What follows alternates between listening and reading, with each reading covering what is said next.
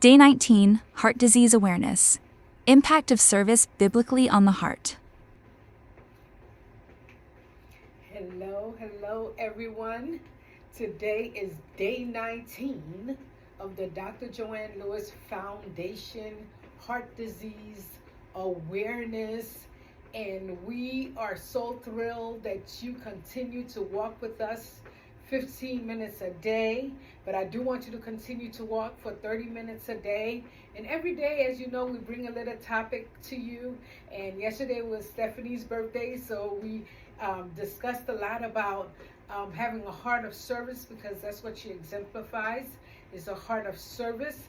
So today we're going to just continue on with that theme before I think it's tomorrow that I really want to get back to the physiology of it all. But service is very important to me. And so I want to continue on with the flow of service and the biblical aspect of it, and, the spirituality of it all. So the biblical idea of the heart and the spiritual practice of service fit together beautifully.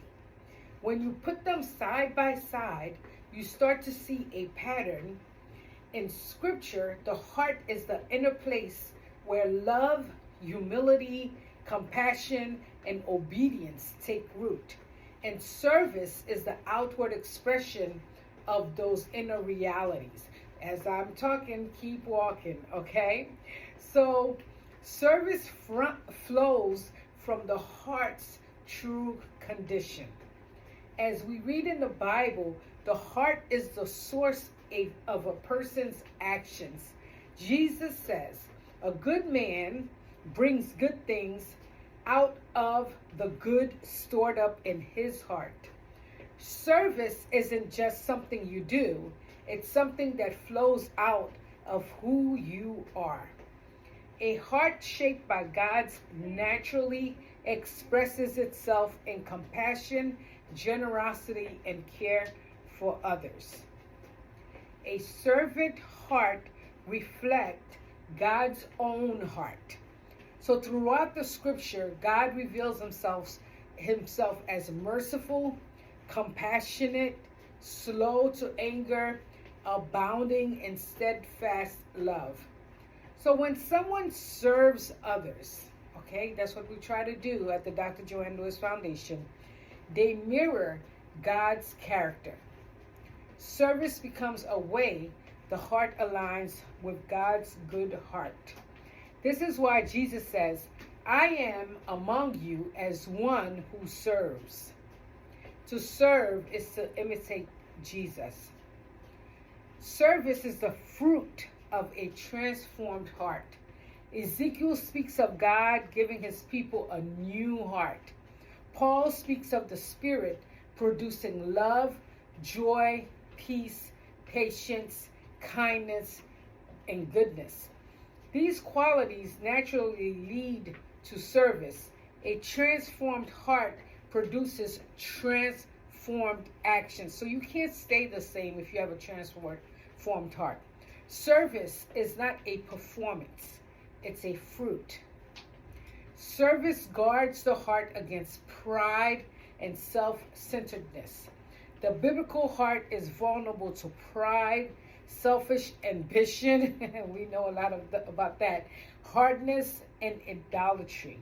Serving others is one of the most effective spiritual practices for softening the heart. It redirects attention away from self and toward God and neighbor. Jesus washing the disciples' feet is the clearest example. Service humbles the heart and keeps it tender.